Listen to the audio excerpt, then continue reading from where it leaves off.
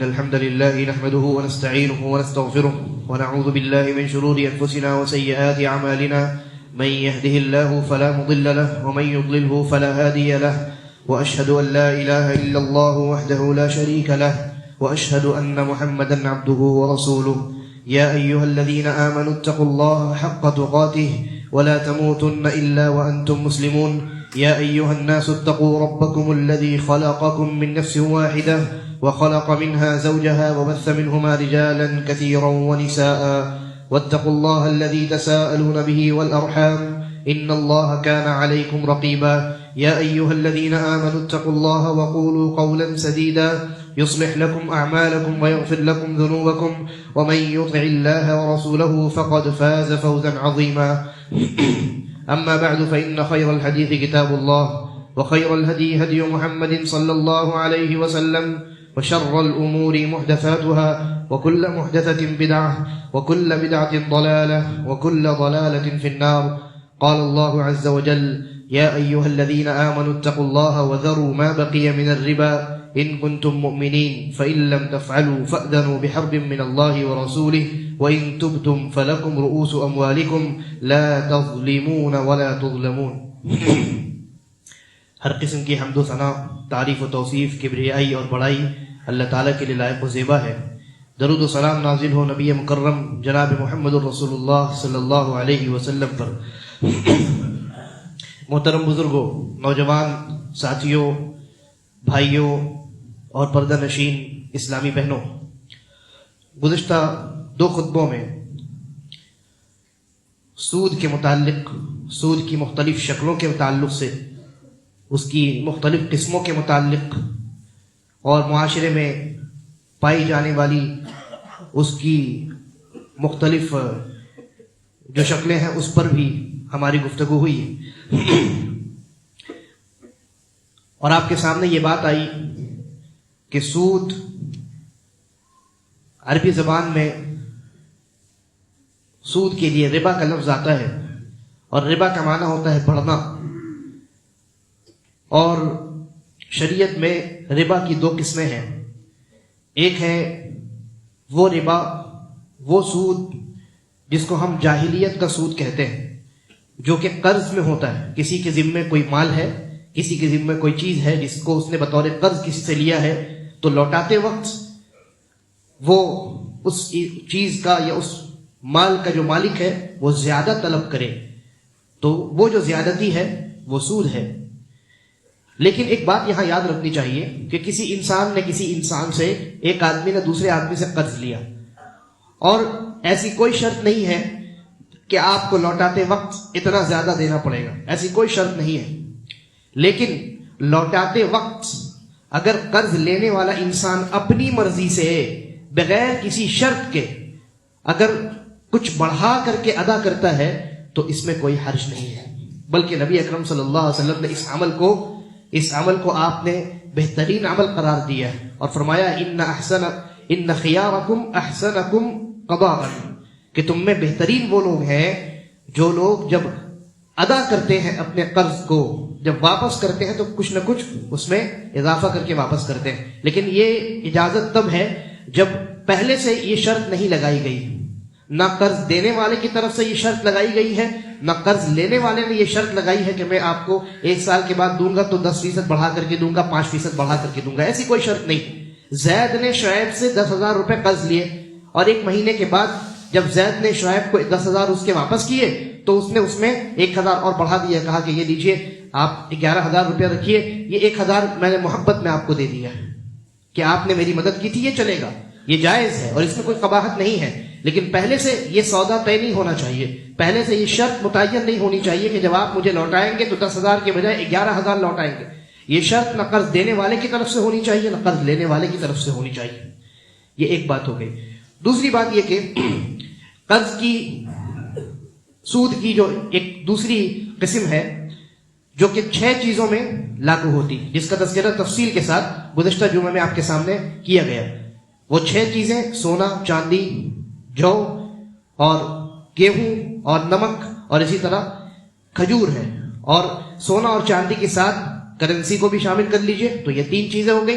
اور ان 4 چیزوں میں یعنی کہ جو، گیہوں، نمک اور کھجور کے ساتھ ساتھ آپ چاول کو بھی شامل کر لیجئے، اور اسی طریقے پر جو ہم جو یہ مسالے استعمال کرتے ہیں ان مسالوں کو بھی شامل کر لیجئے. تو یہ کل ملا کر کے کتنی چیزیں ہو گئی؟ 4 اور 2 6 چیزیں یہاں پہ ہو گئی. ان چیزوں میں سود داخل ہوتا ہے، اور 2 طرح کا سود داخل ہوتا ہے. ایک اضافہ والا سود بھی ہوتا ہے اور ایک تاخیر والا سود بھی ہوتا ہے، جیسا کہ گزشتہ خطبہ میں آپ کے سامنے اس کی تفصیل بیان کی گئی. اگر دونوں طرف ایک ہی چیز ہے، آپ سونا دے کر کے سونا خرید رہے ہیں، چاندی دے کر کے چاندی خرید رہے ہیں، ہے نا، چاول دے کر کے چاول خرید رہے ہیں، پرانا کوالٹی کا چاول آپ کے پاس ہے، راشن والے آج کل چاول دیتے ہیں، تو آپ نے پرانی کوالٹی کی، کم کوالٹی یعنی ادنا کوالٹی کی آپ نے چاول اس سے حاصل کر لی، اور اس کے بعد اس کو لے کر کے آپ گئے اور کہا کہ یہ لیجیے 10 کلو چاول اور اس کے بدلے میں 5 کلو اچھا چاول دے دیجیے. تو یہ سود ہے. دونوں طرف برابری ہونی چاہیے. آپ 10 گرام سونا لے کر کے گئے، 10 گرام سونا دے کر کے 10 گرام ہی لے سکتے ہیں. پرانا سونا لے کر کے گئے ہیں آپ، 10 گرام آپ نے دیا تو 10 گرام نیا سونا لے سکتے ہیں. آپ 9 گرام یا 11 گرام نہیں لے سکتے. اس کی حلال شکل کیا ہے؟ حلال شکل وہ ہے جس کو نبی اکرم صلی اللہ علیہ وسلم نے خود بیان کیا تھا. ایک صحابی 2 کلو پرانی کھجور، سوکھی ہوئی کھجور دے کر کے ایک کلو جو ہے 1 سا، 2 سا وہ سوکھی ہوئی کھجور دے کر کے 1 سا وہ فریش کھجور لے کر کے آ گئے. تو اللہ کے نبی صلی اللہ علیہ وسلم نے منع کیا اور ڈانٹا اور کہا کہ یہ سود ہے، اور اس کا حل یہ بتایا، کہا کہ 2 کلو جو تمہارے پاس سوکھی کھجوریں ہیں اس کو جا کر کے مارکیٹ میں بیچ دو، اور اس سے جو قیمت حاصل ہو اس کے ذریعے سے فریش کھجور جا کر کے خرید کر کے لے کے آ جاؤ. یہ تمہارے لیے حلال شکل ہے. تو سونا اور چاندی کی خریداری میں، چاول اور چاول کی خریداری میں بھی ہم یہی طریقہ اختیار کریں گے. ہمارے پاس جو سونا ہے ہم اس کو پہلے بیچ ڈالیں گے، اور اس کی رقم ہم اس کی قیمت لے لیں گے، اور پھر اس قیمت سے ہم جو سونا، جتنا سونا جس نوعیت کا سونا خریدنا چاہے ہم خرید سکتے ہیں.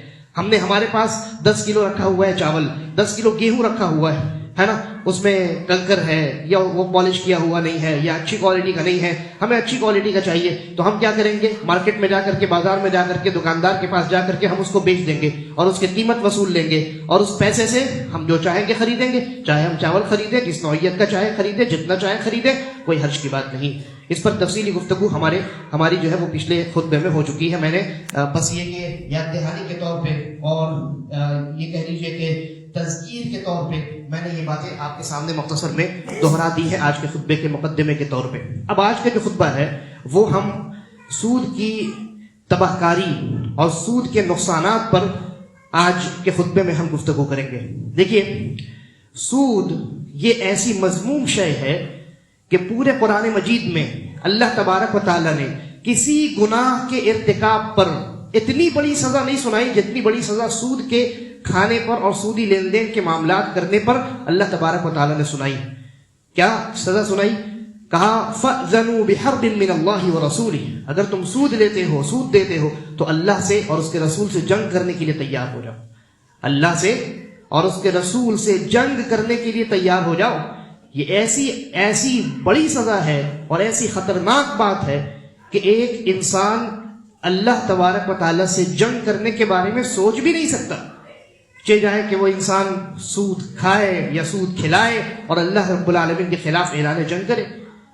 لہذا یہ اس قدر مذموم ہے، قرآن مجید میں اللہ تبارک و تعالیٰ نے ایسی خطرناک بات کسی دوسرے گناہ کے متعلق ذکر نہیں کی ہے. تو سود ہمارے معاشرے میں ایک بہت بڑی تباہ کن شے ہے، اور آپ اگر غور کیجئے گا، سماج کا، معاشرے کا، دنیا کا جائزہ لیجئے گا، تو آپ کو یہ حقیقت معلوم ہوگی کہ سود سے دنیاوی بہت بڑے بڑے نقصانات ہیں. اقتصادی طور پہ فائنینشیلی انسان اوپر نہیں اٹھ پاتا ہے سودی نظام کی وجہ سے. سودی نظام کی وجہ سے جو مالدار ہیں وہ مالدار ہوتے چلے جاتے ہیں، اور جو غریب ہے نا، جو فقیر ہے، جو تنگدست ہے، وہ اور فقیر ہوتا چلا جاتا ہے، غریب ہوتا چلا جاتا ہے، اور امیر ہوتا چلا جاتا ہے. اور پھر اس کے بعد، دنیا کے بعد قبر کی زندگی ہے. قبر کی زندگی میں سود خور کے لیے اللہ تعالیٰ نے بڑی سخت سزا متعین کی. اور قبر کے بعد آخرت کی زندگی ہے. آخرت کی زندگی میں بھی اللہ تبارک و تعالیٰ نے سود خور کے لیے بڑی سخت سزائیں متعین کی. ہم پہلے دنیاوی تباہ کاری کے بارے میں اس کی بات کرتے ہیں. سود کے دنیاوی نقصانات کیا ہیں؟ آپ غور کیجئے، دنیا میں بہت سے ممالک ہیں، اور ان ممالک نے اندرونی طور پر اور بیرونی طور پر دونوں طرح سے اس نے ان ممالک نے سود پر قرض لے رکھے ہیں. آپ اگر غور کیجئے تو آپ کو نظر آئے گا کہ بہت سے ایسے ممالک ہیں جو ایک زمانے میں دنیا کے امیر ترین ممالک میں، دولت مند ممالک میں شمار کیے جاتے تھے، اور ان میں ایک بہت بڑا نام افریقہ کا ہے. وہ دنیا کا بہت بڑا دولت مند ملک تھا، اور سونے کی اس کے پاس بہتات تھی، فراوانی تھی، بہت سالوں سونا تھا. لیکن آج اس کا حال کیا ہے؟ آج قرضوں میں وہ ملک ڈوبا ہوا ہے. سودی قرض کے بوجھ سے وہ ملک اوپر اٹھنے کی کوشش کرتا ہے، لیکن اس کو اٹھنے نہیں دیا جاتا. اس لیے کہ ایک مرتبہ اگر ایک انسان سودی قرض میں پھنس جاتا ہے تو سود چکاتے چکاتے ہی اس کی جو طاقت ہے وہ ختم ہو جاتی ہے، لیکن اس کا سود اور اس کا قرض واپس بہت مشکل سے ہو پاتا ہے. آپ چاہے ملکی پیمانے پر دیکھیے یا آپ اپنے ملک کے اندر آپ قومی پیمانے پر دیکھیے یا انفرادی طور پر دیکھیے، تینوں اسٹیجز پہ آپ کو یہ بات نظر آئے گی کہ سود میں ایک مرتبہ جو انسان پھنس جاتا ہے وہاں سے نکلنا اور ابھرنا اس کے لیے بہت مشکل ہو جاتا ہے. معاشرے میں ہم تو یہ دیکھتے ہی ہیں کہ کچھ لوگ ہیں جنہوں نے قرض لیا سود پر، اور آج ان کا حال یہ ہے کہ وہ چکاتے چکاتے تھک چکے ہیں، ان کی پراپرٹیاں بک چکی ہیں، ان کے بینک اکاؤنٹ سیز ہو چکے ہیں، لیکن ان کا قرضہ بالآخر مکمل نہیں ہوا. یہ تو انفرادی طور پر ہم دیکھتے ہیں. لیکن سود کی مختلف جو تباہ کاریاں ہیں اور اس کے جو نقصانات ہیں، ان نقصانات میں سے میں صرف ایک شکل آپ کے سامنے پیش کرتا ہوں. اس ایک شکل کو بہت غور سے سنیے تاکہ آپ کو سودی نظام کی حقیقت سمجھ میں آئے. دیکھیے، پوری دنیا میں یہ سسٹم رائج ہے کہ لوگ اپنا مال بینکوں میں رکھتے ہیں، اور بینکنگ سسٹم سودی نظام ہے کہ نہیں؟ سودی نظام پر انٹرسٹ بیسڈ سسٹم ہے بینک کا، اور اسی پر بینک کا پورا معاملہ چلتا ہے. آپ اگر غور کیجئے، یعنی ظاہری طور پر ہم کیا دیکھتے ہیں کہ ہم نے 100 روپے رکھا تو وہ کتنا ہو گیا؟ 110 روپے ہو گیا، 10% ہمیں ریٹرن مل گیا. ارے لوگ خوش ہو جاتے ہیں، ڈپازیٹر خوش ہو جاتے ہیں. ارے ہم نے 100 روپے رکھا، 1000 روپے رکھا، وہ 1000 روپے بڑھ گیا. 100 روپے رکھا، 110 روپے ہو گیا. کچھ اضافی رقم جب ان کو ملتی ہے بغیر محنت کے تو بہت خوش ہو جاتے ہیں. لیکن اگر آپ حقیقی معنی میں غور کیجئے گا تو آپ کو سمجھ میں آئے گا کہ ان کا کسی بھی طور پر فائدہ نہیں ہو رہا ہے، کسی بھی طور پہ فائدہ نہیں ہو رہا ہے. آپ اس شکل کو اچھے سے سنیے اور سمجھنے کی کوشش کیجئے. ایک بینک ہے، بہت بڑا بینک ہے، مان لیجئے. بینک میں ڈپازیٹرز اپنے پیسے رکھتے ہیں، تو بینک میں جو پیسہ ہے وہ کس کا ہے؟ پوری قوم کا پیسہ ہے نا، عوام کا پیسہ ہے، پبلک کا پیسہ ہے. اچھا، اب بینک ان ڈپازیٹرز کو ریٹرن جو دیتی ہے سود کے نام پر، وہ بینک اپنے جیب سے تو نہیں دیتی، وہ کہاں سے لیتی ہے؟ وہ بینک جو ہے ان پیسوں کو بڑے بڑے جو کیپٹلسٹ ہوتے ہیں، بڑے بڑے سرمایہ کار اور تجار جو ہوتے ہیں، بزنس مین جو ہوتے ہیں، ان کو وہ پیسہ قرض کے طور پہ دیتی ہے. اور پھر وہ جو بزنس مین ہے وہ جب ان کو قرض لوٹاتے ہیں اور قرض کے ساتھ کچھ 10% یا 15% ان کو اضافی دیتے ہیں سود، تو وہ 10-15% میں سے کچھ 5-7% بینک کاٹ کر کے اپنے پاس رکھتی ہے، اور 5-7% جو بچ جاتا ہے اس کو ڈپازیٹرز کے درمیان تقسیم کر دیتی ہے. اب یہاں تک تو معاملہ بہت اچھا لگ رہا ہے، لیکن فائدہ ہی فائدہ ہے. لیکن تھوڑا سا اور ڈیپ میں جائیے. ایک کیپٹلسٹ ہے، اس نے 1 کروڑ روپے بینک سے کیا لیا؟ قرض لیا، سودی قرض 15% کے ریٹ پر. وہ بینک کو لوٹائے گا تو کتنا لوٹائے گا؟ 1 کروڑ 15 لاکھ روپے وہ بینک کو لوٹائے گا. اس نے 1 کروڑ روپے قرض لیے. اب وہ جو کیپٹلسٹ ہے، سرمایہ کار جو ہے یا تاجر جو ہے، 1 کروڑ روپے سے وہ اپنا بزنس شروع کرتا ہے، بزنس میں لگاتا ہے، وہ تجارت میں لگاتا ہے. کوئی بہت بڑی فیکٹری ڈال دیتا ہے یا کہیں پروڈکشن میں اس کو لگا دیتا ہے اور وہ پروڈکٹس بناتا ہے. مان لیجئے کہ وہ جو ہے کمپیوٹر بناتا ہے، ایک کمپیوٹر بنانے والی کمپنی. اس نے 1 کروڑ روپے بینک سے قرض لیا. اس کے بعد اس نے کمپیوٹر بنایا اور کمپیوٹر بنا کر کے مارکیٹ میں بیچا تو اس کو 100% پروفٹ ہوا. یعنی 1 کروڑ اس نے انویسٹ کیا اور پروفٹ کتنا ہوا مزید 1 کروڑ, تو اس کے پاس کتنے آ گئے 2 کروڑ. 2 کروڑ روپے اس نے حاصل کر لیے. 1 کروڑ اس میں اس کا اپنا کیپٹل ہے اور 1 کروڑ کیا ہے پروفٹ ہے. ٹھیک, اب اسی پروفٹ میں سے مزید 1 کروڑ جو پروفٹ ہوا ہے اس میں سے معمولی سا حصہ 15%, 15 لاکھ روپے وہ بینک کو دیتا ہے. ٹھیک, اور بینک اس 15 لاکھ روپے میں سے 7 لاکھ روپے 8 لاکھ روپے اپنے جیب میں رکھتی ہے اپنے پروفٹ کے طور پہ, اور 5-7 لاکھ روپے جو ہے وہ ڈپازیٹرز کے درمیان تقسیم کر دیتی ہے. یعنی ڈپازیٹر نے 100 روپے رکھا تو اس کو کتنا ملا 110 روپے ملا, 10 روپیہ فائدہ ہوا, 10% اس کو فائدہ ہوا. ٹھیک ہے. اچھا, اب یہ جو کیپٹلسٹ ہے, یہ جو تاجر ہے, اس نے 1 کروڑ لیا تھا اور اس 1 کروڑ سے اس نے 100% پروفٹ کمایا. اچھا, اس نے جو پروڈکٹ بنایا اس پروڈکٹ کی ایک کاسٹ پرائز ہوتی ہے نا, پروڈکشن کاسٹ, اس کا جو خرچ ہوا اس پروڈکٹ کو بنانے میں, تو اس پروڈکٹ میں جو چیزیں اس نے استعمال کی ہیں اس کو بنانے میں یا خریدنے میں جو خرچ ہوا ہے, تو وہ تاجر, وہ بزنس مین کیا کرے گا کہ اس پروڈکٹ کا جو مارکیٹ پرائس وہ طے کرے گا, تو وہ اپنے خرچ کو دیکھ کر کے طے کرے گا کہ بھائی ایک کمپیوٹر کو بنانے میں میرا کتنا خرچ ہوا ہے کہ نہیں, اور پھر اس پر وہ پروفٹ اپنا لگائے گا, اس کے بعد اس کو مارکیٹ میں بیچے گا. تو اس آدمی کا اس پروڈکٹ کو بنانے میں اپنا جتنا بھی خرچ ہوا, اب اس خرچ میں وہ جو کیپٹلسٹ ہے وہ اس 15% کو بھی جوڑتا ہے جو اس کو بینک کو واپس کرنے ہیں سود کے طور پہ. اپنے جیب سے تھوڑی دے گا, وہ اپنے پروفٹ سے نہیں دے گا. وہ پروڈکٹ جو بناتا ہے اس کو بنانے میں جو خرچ آتا ہے وہ اصلی خرچ جو ہے, اس اصلی خرچ کے علاوہ 15% وہ اور ایڈ کرتا ہے. ایوری پروڈکٹ جو وہ مارکیٹ میں لانچ کرتا ہے, ہر ایک پروڈکٹ کی جو قیمت ہے وہ 15% بڑھ کر کے مارکیٹ میں آتی ہے. کیوں؟ کیونکہ 15% اضافی اس تاجر کو بینک کو واپس کرنا ہے. اب ایک چیز جو مارکیٹ میں آ چکی ہے, اگر اس تاجر نے سودی قرض نہیں لیا ہوتا تو اس کی جو قیمت مارکیٹ میں ہے 15% کم ہوتی, لیکن چونکہ اس کو قرض اس نے جو لیا ہے 15% بڑھا کر کے اس کو بینک کو انٹرسٹ واپس کرنی ہے, تو ایسی صورت میں اب جو مارکیٹ میں پروڈکٹ آیا ہے اس کی قیمت میں 15% اضافہ ہو چکا ہے.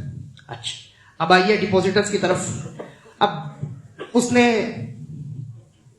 بینک کو 15 لاکھ روپے دے دیے اور بینک نے اس کو اپنے پاس 7-8 رکھ کر کے 5-6 لاکھ روپے جو ہے ڈپوزٹ کے درمیان تقسیم کر دیے. مان لیتے ہیں کہ ہر ایک ڈپوزیٹر کو 100 روپے اگر کوئی رکھتا ہے تو 110 روپے ملے, یعنی 10% فائدہ ہوا, 10% فائدہ ہوا. اچھا, 100 روپے ڈپوزیٹر نے رکھے, فائدہ ہوا 10%, لیکن مارکیٹ میں جب یہی ڈپوزیٹر اسی کمپیوٹر کو خریدنے کے لیے جاتا ہے جس کمپیوٹر کو بنانے میں خود اس کا اپنا پیسہ لگا ہوا ہے جو کہ اس نے بینک کو دیا تھا, بینک نے تاجر کو دیا تھا, جب اس پروڈکٹ کو کمپیوٹر کو خریدنے کے لیے وہ ڈپوزیٹر جاتا ہے اور جا کر کے جب اس کو خریدتا ہے تو وہاں 15% زیادہ اس کو ادا کرنا پڑتا ہے. بینک سے کتنا فائدہ ملا 10%, مارکیٹ میں کتنا چلا گیا 15%, تو اس کا پروفٹ ہوا کہ لاس ہوا؟ 5% لاس ہوا کہ نہیں ہوا؟ سمجھ میں آ رہی بات کہ نہیں آ رہی بھائی؟ 10% اس کو فائدہ ملا اور 15% اس نے مارکیٹ میں خرچ کر دیا, تو 5% اس نے زیادہ خرچ کیا نا. یعنی اس نے جو 100 روپے رکھے تھے اس میں سے اس کو پہلے 110 روپے واپس ملا, اس کے بعد کسی نے 15 روپے لے لیا, تو بچا کتنا اس کے ہاتھ میں 95 روپے, 95 روپیز. یعنی اس کو 100 روپے رکھ کر کے پہلے 10 روپیہ فائدہ ہوا, پھر 15 روپے کا لاس ہو گیا, یعنی 95 روپے اس کے ہاتھ میں آئے, یعنی 100 روپے رکھ کر کے 5% کا اس کو لاس ہوا ہے نا. تو ڈپوزیٹر کا الٹیمیٹلی لاس ہوا, اور جو تاجر ہے, جو کیپٹلسٹ ہے اور جو بینک ہے, ان دونوں کا ہر صورت میں فائدہ ہوا. تو جو امیر ہے وہ امیر ہو گیا, جو غریب تھا مزید غریب ہو گیا, 100 کے بجائے 95 ہی ہاتھ آیا. لہذا اسی لیے اللہ تبارک و تعالیٰ نے سودی نظام کو حرام قرار دیا. سودی نظام کا اثر ملک کے اقتصادی نظام پر پڑتا ہے اور انسان کی زندگی میں اس کا بہت گہرا اثر پڑتا ہے. محنت انسان کرتا ہے اور اس کا فائدہ کوئی اور لے جاتا ہے. ڈپوزیٹر کا پیسہ ہے, اسی پیسے سے وہ 100% فائدہ کماتا ہے اور پھر مزید یہ کہ مارکیٹ میں اپنے پروڈکٹ کو اتار کر کے وہ دوسرے سائٹ سے انہی ڈپوزٹر سے وہ 15% وصول کر لیتا ہے. تو امیر مزید امیر ہو گیا اور اس نے ظلم بھی کیا, اور غریب بیچارہ مزید غریب ہو گیا اور یہ مظلوم ہو گیا. یہ ایک مختصر یعنی ایک چھوٹی سی میں نے مثال آپ کے سامنے پیش کی ہے. اور اگر اس کیپٹلسٹ نے, اس تاجر نے جو 1 کروڑ روپے بینک سے قرض لیا تھا, اگر اس کا پورا پیسہ ڈوب گیا, اگر وہ کنگال ہو گیا ہے نا, اس کا دیوالیہ نکل گیا, یا وہ پیسہ لے کر کے بھاگ گیا, تو نقصان کس کا ہوا؟ کس کا نقصان ہوا؟ انہی ڈپوزٹرز کا نقصان ہوا, اسی عوام کا نقصان ہوا, پبلک کا نقصان ہوا. فائدے میں تب بھی کون رہا؟ وہ کیپٹلسٹ, وہ تاجر ہمیشہ فائدے میں رہا, اور نقصان میں کون رہا؟ یہ عوام بیچاری نقصان میں رہی, یہ ڈپوزٹرز جو ہیں وہ بیچارے نقصان میں رہے. تو سودی نظام کی یہ ایک خرابی میں نے آپ کے سامنے ذکر کی, یہ دنیاوی خرابی ہے. اور انفرادی طور پہ تو آپ دیکھتے ہی ہیں معاشرے میں کتنے لوگ ایسے ہیں جو سود لے کر کے بیچارے سود پر قرض لے کر کے پھنس چکے, اور ابھی تک جو ہے وہ ادا پر ادا کرتے چلے جا رہے ہیں. نہ سود ختم ہوتا ہے, نہ قرض واپس ہوتا ہے, اور نہ وہ اس چنگل سے نکلتے ہیں. یہ دنیاوی نقصان ہے. اس لیے سودی نظام کو ختم کرنا, کم سے کم ہم اگر ملکی سطح پر ہم اگر اس نظام کو ختم نہیں کر سکتے, اس کو اپوز نہیں کر سکتے, اس کو ریجیکٹ نہیں کر سکتے, تو ہم انفرادی طور پر تو کر سکتے ہیں. ہم اپنی زندگی سے سود کو تو نکال سکتے ہیں, لہذا ہمیں اپنی زندگی سے سود نکالنا چاہیے. ہم سودی کاروبار نہ کریں, ہم سود پر قرض نہ لیں, ہم ہر ایسے معاملے سے بچیں جس میں سود کی گنجائش ہوتی ہے. اور اس کی بہت سی شکلیں جو معاشرے میں رائج ہیں, میں نے گزشتہ 2 خطبوں میں بیان کرنے کی کوشش کی. یہ دنیاوی نقصان ہوا. اب آخرت کا نقصان. انسان کی وفات ہوتی ہے, موت آتی ہے, اور موت کے بعد سے لے کر کے قیامت قائم ہونے تک کی ایک زندگی ہے جس کو ہم برزخ کی زندگی کہتے ہیں. برزخ کی زندگی میں جو لوگ سود کھاتے ہیں, اللہ تبارک و تعالی نے ان کے لیے بڑی سخت سزا متعین کی. صحیح بخاری کی روایت, نبی اکرم صلی اللہ علیہ وسلم کو خواب دکھایا گیا, اور اس خواب میں آپ نے برزخ کی زندگی میں جو مختلف قسم کے عذاب دیے جاتے ہیں, ان عذابوں کا آپ نے مشاہدہ کیا. ان میں سے آپ نے یہ خود بیان کیا, کہا کہ مجھے فرشتے ایک نہر کے پاس لے گئے, نہر دم, خون کی نہر کے پاس لے گئے, اور میں نے دیکھا کہ خون کی نہر کے بیچوں بیچ ایک آدمی ہے جو تیر کر کے کنارے آنا چاہتا ہے, لیکن کنارے پر بھی ایک آدمی ہے جس کے ہاتھ میں بڑا پتھر ہے, اور جب وہ تیر کر کے کنارے آنا چاہتا ہے تو یہ کنارے کھڑا انسان بڑے سے پتھر سے اس آدمی کے سر پر مارتا ہے. سر اس کا چور چور ہو جاتا ہے, وہ پتھر دور جا کر کے گرتا ہے. جب تک وہ پتھر اٹھانے کے لیے جاتا ہے, سر اس کا دوبارہ ٹھیک ہو جاتا ہے, اور وہ آدمی درمیان میں پہنچ جاتا ہے دوبارہ, اور پھر وہ کنارے آنے کی کوشش کرتا ہے. پھر اس کے سر پر کنارے کھڑا آدمی جو ہے وہ پتھر مارتا ہے, اور اس کا سر چور چور ہو جاتا ہے, پتھر دور جا کر کے گرتا ہے, اور وہ آدمی بیچوں بیچ پہنچ جاتا ہے. اور پھر جب وہ پتھر لینے کے لیے واپس جاتا ہے, اتنی دیر میں اس آدمی کا سر ٹھیک ہو جاتا ہے. یہ عذاب قیامت تک چلتا رہے گا, یہ عذاب قیامت تک اس آدمی کو دیا جاتا رہے گا. تو نبی اکرم صلی اللہ علیہ وسلم نے اپنے ساتھ میں جو 2 فرشتے تھے ان سے پوچھا کہ یہ کون ہے؟ تو حدیث کے آخر میں دونوں فرشتوں نے بتایا کہ یہ آکل الربا ہے, یہ سود خور آدمی ہے. یعنی جس طریقے سے دنیا میں سود خوری کرنے والے انسان کے چنگل میں ایک مرتبہ پھنس جانے کے بعد قرض لینے والا سود پر بیچارہ نکل نہیں پاتا تھا, وہ اس کا خاندان, اس کی پراپرٹی, وہی ساری چیزیں جو ہے وہ ختم ہو جاتی تھی, اور پھر یہ کہ اس کی موت کے بعد یہ بوجھ اس کے بچے بھی ڈھویا کرتے تھے. تو اسی طریقے پر اللہ تبارک و تعالیٰ نے قیامت تک کے لیے اس سود خور کو خون کے اس دریا میں قید کر دیا ہے. اسے نکلنے کی مہلت نہیں دی جاتی, نکلنے کی اجازت نہیں دی جاتی. جب نکلنے کی کوشش کرتا ہے, تو جیسے دنیا میں سود خور جب سود پر قرض لینے والا انسان ادا کرتا تھا اپنے پیسے کو, تو وہ اس کے اوپر مزید سود عائد کرتا تھا. تو ویسے ہی اللہ تبارک و تعالیٰ نے اس کو یہ سزا دی ہے کہ جب وہ اس دریا سے نکلنے کی کوشش کرے گا تو کنارے کھڑا ایک انسان پتھر سے اس کا سر کچلے گا. جی, اور ایک نقطہ یہ بھی علماء نے بیان کیا کہ دنیا میں جو لوگ سود کھاتے ہیں تو وہ جن کا سود کھاتے ہیں, جن سے سود کھاتے ہیں, ان کو ذلیل کرتے ہیں, اپنے پیسے کے چکر میں ان کی حالت کو نظر انداز کرتے ہیں, ان کی مجبوری کا فائدہ اٹھاتے ہیں, ان کو ذلیل کرتے ہیں, ہے نا. بعض دفعہ ان کی پراپرٹی کو نیلام کرتے ہیں, ان کے اوپر انتہائی سخت قسم کا ظلم کرتے ہیں اور ان کو ذلیل کرتے ہیں. تو اللہ تبارک و تعالیٰ نے سزا بھی ویسے ہی متعین کی ہے. کنارے کھڑا انسان پتھر سے اس کے جسم پر بھی تو مار سکتا تھا, لیکن اللہ تبارک و تعالیٰ نے جو سزا متعین کی ہے کہ وہ پتھر اس کے سر پر پڑے, اور سر انسان کے جسم کا سب سے باعزت اور باشرف حصہ ہوتا ہے. تو قیامت تک اس کو ذلیل بھی کیا جاتا رہے گا، اور یہ عذاب مسلسل اس کو قیامت تک دیا جاتا رہے گا، یہ عذاب قیامت تک چلے گا۔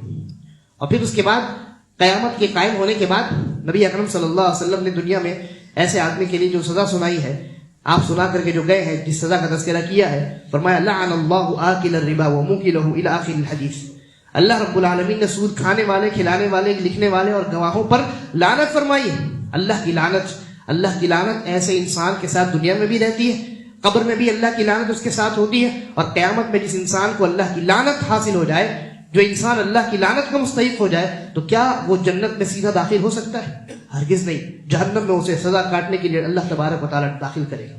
اسی طرح دنیاوی جو نقصان ہے، وہ ان میں سے ایک بڑا عظیم نقصان یہ ہے، بڑا خطرناک نقصان یہ ہے کہ جس معاشرے میں سود اور سودی نظام رائج ہوتا ہے، اس معاشرے میں اللہ تعالیٰ مختلف قسم کے عذاب اتارتا رہتا ہے، ان لوگوں کو مختلف قسم کے عذاب میں اللہ رب العالمین گرفتار کرتا رہتا ہے۔ نبی اکرم صلی اللہ علیہ وسلم فرمایا اذا ظہر الزنا والربا فی قریہ، کہ جب کسی بستی میں دو چیزیں، زنا اور ربا، سود اور پروسٹیٹیوشن، زنا، یہ دونوں چیزیں جب عام ہو جاتی ہیں تو فرمایا فقد احلوا بانفسهم عذاب اللہ، تو ان دونوں چیزوں کے ارتکاب سے انہوں نے اللہ رب العالمین کے عذاب کو گویا کہ دعوت دیا ہے، اپنے معاشرے میں خود انہوں نے اللہ کے عذاب کو دعوت دیا ہے۔ اللہ تعالیٰ ایسے معاشرے میں مختلف قسم کا عذاب نازل کرتا ہے، مختلف بیماریاں نازل کرتا ہے، اقتصادی طور پر ان کو کمزور کرتا ہے، ان کی نسلوں کو تباہ کرتا ہے، اور مختلف قسم کے عذاب جو ہے اللہ رب العالمین اس معاشرے میں اور اس بستی میں اتارتا ہے۔ آج دیکھیے ہم کیسے کیسے فتنوں میں مبتلا ہے، کیسی کیسی بیماریوں میں مبتلا ہے، کیسی کیسی پریشانیوں میں ہم مبتلا ہیں۔ یہ اچانک پریشانیاں نہیں آئی ہیں، اور یہ پریشانیاں بلا سبب نہیں ہیں، بلکہ ان پریشانیوں کا اور ان مصیبتوں کا سبب ہم خود ہیں۔ اسی طرح جو انسان سود کھاتا ہے دنیا میں، اللہ تبارک و تعالیٰ اس کو رزق سے محروم رکھتا ہے۔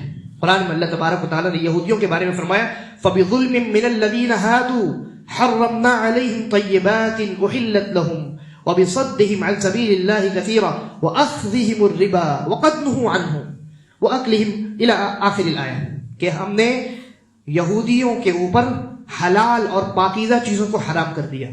ان میں سے اس حلال چیزوں کو حرام کرنے کی کئی وجوہات تھی، ان میں سے ایک وجہ اللہ نے ذکر کی ہے وہ اخذہم الربا، ان کے سود کھانے کی وجہ سے۔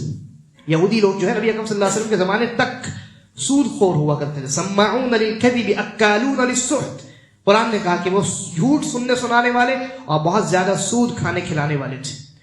تو سود جو انسان کھاتا ہے وہ سمجھتا ہے کہ زیادہ پیسہ آ گیا بغیر محنت کے، حقیقت یہ ہے کہ وہ پیسہ اس کے لیے وبال جان ہے، وہ پیسہ اللہ رب العالمین اس سے وصول کر کے رہے گا، اور اس کی زندگی سے برکت کو اللہ تبارک و تعالیٰ چھین کر کے رہے گا۔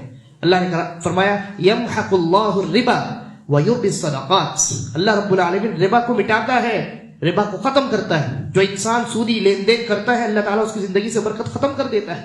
ظاہری طور پر، وقتی طور پر ٹیمپرری مال تو آ گیا، لیکن اللہ تبارک و تعالیٰ اس مال کو کیسے چھین لیتا ہے، انسان کے سوچ اور اس کے وہم و گمان میں بھی یہ بات نہیں آ سکتی۔ اور نبی اکرم صلی اللہ علیہ وسلم کی حدیث ہے، فرمایا ما احد اکثر من الربا، کہ جو کوئی انسان بکثرت سود لیتا دیتا ہے، کہا الا کان عاقبۃ امرہ الی قلہ، اس کا جو انجام ہوتا ہے وہ قلت کی جانب ہوتا ہے۔ ابھی تو سود مل گیا، بہت مال آ گیا، لیکن اس انسان کا جو انجام ہوتا ہے کچھ دنوں کے بعد اس کی حالت دیکھیے گا تو وہ انسان تندرستی کی طرف، قلت کی طرف اور فقیری اور محتاجی کی طرف وہ انسان بڑھتا چلا جاتا ہے۔ اور سود کھانا، ایک روپیہ بھی سود کھانا اللہ رب العالمین کو کتنا ناپسند ہے، اور قیامت میں اللہ رب العالمین اس کی کیسی سزا متعین اللہ رب العالمین نے کر رکھی ہے، آپ اس آیت کریمہ سے اندازہ لگائیے۔ اللہ نے کہا الذین یأکلون الربا لا یقومون الا کما یقوم الذی یتخبطہ الشیطان من المس، کہ جو سود کھاتے ہیں قیامت میں جب وہ اٹھیں گے تو ایسا لگے گا کہ شیطان نے ان کو چھو دیا ہے۔ ابن عباس رضی اللہ عنہما کہتے ہیں کہ ایسا لگے گا کہ وہ انسان مجنون ہے، پاگل ہے، چلتا ہے گرتا ہے، چلتا ہے گرتا ہے، ہوش و حواس اس کے ختم ہو چکے ہیں، حواس باختہ ہو چکا ہے انسان۔ تو قیامت میں بھی اللہ رب العالمین ایسے لوگوں کو ذلیل کرے گا، برزخ میں بھی ذلیل کرے گا، دنیا میں بھی ذلیل کرے گا، اور قیامت کے میدان میں بھی دیکھ کر کے سمجھ میں آ جائے گا کہ یہ انسان سود خور تھا دنیا میں، اللہ تعالیٰ نے اسی لیے اس کا یہ حل کیا ہے۔ کیونکہ اللہ تعالیٰ کو سود خوری انتہائی ناپسند ہے. نبی اکرم صلی اللہ علیہ وسلم نے فرمایا درہم ربا اشد عند اللہ من 36 زنیہ، کہ ایک درہم ربا کا ایک درہم اللہ رب العالمین کے نزدیک 36 مرتبہ زنا کرنے سے زیادہ ناپسند ہے. ایک مرتبہ زنا نہیں، 36 مرتبہ زنا کرنے سے زیادہ بڑا گناہ یہ ہے کہ انسان ایک درہم ربا کھا لے. 100 روپیہ ربا کا اگر کسی نے کھا لیا تو یہ 36 مرتبہ زنا کرنے سے زیادہ بڑا جرم ہے. بلکہ اس سے بھی بڑی بات نبی اکرم صلی اللہ علیہ وسلم نے بیان فرمائی، کہا الربا 73 بابا، کہ ربا کے 70 سے 73 سے زیادہ دروازے ہیں. ربا کے 73 سے 73 جو دروازے ہیں ان میں سے اس سے زیادہ دروازے ربا کے ہیں. یعنی سود کھانے کے 73 سے زیادہ طریقے ہیں، سود کی 73 سے زیادہ شکلیں ہیں، اور ان میں جو سب سے ہلکی شکل ہے اس کے بارے میں فرمایا ایسرها مثل ان ينكح الرجل امه، اعوذ باللہ من الشیطان الرجیم. کہا سب سے ہلکا جو طریقہ ہے سود کھانے کا، اس کا گناہ ایسا ہے کہ جیسے کسی آدمی نے اپنے ہی ماں سے زنا کر لیا. نعوذ باللہ ثم نعوذ باللہ. یہ بالکل صحیح روایت ہے، مسند احمد کی روایت اور صحیح روایت ہے جی. 73 دروازے ہیں سود کے، مختلف شکلیں آج معاشرے میں آپ دیکھ ہی رہے. آپ کاؤنٹ کیجئے گا تو 73 سے زیادہ ہو جائیں گے. ان تمام شکلوں میں جو سب سے ہلکی شکل ہوگی زنا کو، سب سے ہلکی شکل ہوگی ربا کی، آپ اس کو لیجئے. اس کا گناہ اللہ کے نبی صلی اللہ علیہ وسلم نے یہ بتایا کہ ایک آدمی اپنے ہی ماں سے زنا کرے. اس آدمی کا اپنی ماں سے زنا کرنا یہ ربا کی سب سے ہلکی شکل کے برابر ہے. تو جو انسان دھڑلے سے سود لیتا دیتا ہے، کلم کھلا سود کی مختلف شکلوں میں لین دین کرتا ہے اور ملوث ہے اور مبتلا ہے، گرفتار ہے، تو اس آدمی کو اللہ رب العالمین کے ہاں کیسی سخت ترین سزاؤں میں مبتلا کیا جائے گا یہ ہم اور آپ سوچ بھی نہیں سکتے. اس لیے اپنے معاشرے کو سود سے پاک کرنا ضروری. اور سود کی جو مختلف قسمیں پچھلے 2 جمعہ کے خطبوں میں میں نے بیان کرنے کی کوشش کی ہے، بطور خاص ان شکلوں سے اپنے معاشرے کو پاک کرنا اور سود کے متعلق معاشرے میں اویئرنیس پیدا کرنا اور بیداری پیدا کرنا، اور خاص کر کے سونے کے لین دین کے معاملے میں جو ہمارے یہاں لا علمی اور ناواقفیت پائی جاتی ہے، ناشنائی پائی جاتی ہے، اس کو دور کرنا یہ ہم تمام لوگوں کی ذمہ داری ہے. یہی معنی ہے نبی اکرم صلی اللہ علیہ وسلم کی اس حدیث کا کہ اگر تمہیں ایک آیت بھی معلوم ہو، بلغوا عنی ولو آیہ، ایک آیت بھی معلوم ہو تو اس کو پہنچاؤ. آپ نے جو بھی بنیادی باتیں سیکھی ہیں، آپ اپنے معاشرے میں جائیں، اپنے لوگوں کے درمیان آپ بیٹھیں، کسی مجلس میں آپ تشریف فرما ہو، وہاں سودی لین دین چل رہا ہو، آپ اپنی کسی بیٹی کو، بہن کو، بیوی کو، ماں کو دیکھیں کہ وہ سونا لے کر کے سونا خرید رہی ہے، سونا دے کر کے سونا خرید رہی ہے. کوئی انسان کہیں سے سودی قرض لے رہا ہے، ہاں اس کو گھر چاہیے، فرنیچر چاہیے، گاڑی چاہیے، دکان خریدنی ہے، فیکٹری لگانی ہے، بڑی مشینری خریدنی ہے، اس کے لیے وہ سود پر قرض لے رہا ہے. اس کو روکیے، ٹوکیے، اس کو اس کی حقیقت بتائیے، اس کی خطرناکی سے آگاہ کیجیے. یہ ہماری اور آپ کی ذمہ داری ہے. اللہ تبارک و تعالی ہم تمام کو اس کی توفیق عطا فرمائے اور ہم تمام کا خاتمہ ایمان اور اسلام پر کرے. ھذا وباللہ التوفیق وصلی اللہ وسلم علی نبینا محمد. ان الحمد للہ نحمده ونستعينه ونستغفره ونعوذ بالله من شرور انفسنا وسيئات اعمالنا، من يهده الله فلا مضل له ومن يضلل فلا هادي له، واشهد ان لا اله الا الله وحده لا شريك له، واشهد ان محمدا عبده ورسوله. اللهم صل على محمد وعلى ال محمد كما صليت على ابراهيم وعلى ال ابراهيم انك حميد مجيد. اللهم بارك على محمد وعلى ال محمد كما باركت على ابراهيم وعلى ال ابراهيم انك حميد مجيد. عباد الله رحمكم الله، ان الله يأمركم بالعدل والإحسان وإيتاء ذي القربى وينهى عن الفحشاء والمنكر والبغي يعظكم لعلكم تذكرون. اذكروا الله يذكركم وادعوه يستجب لكم ولذكر الله أكبر والله يعلم ما تصنعون.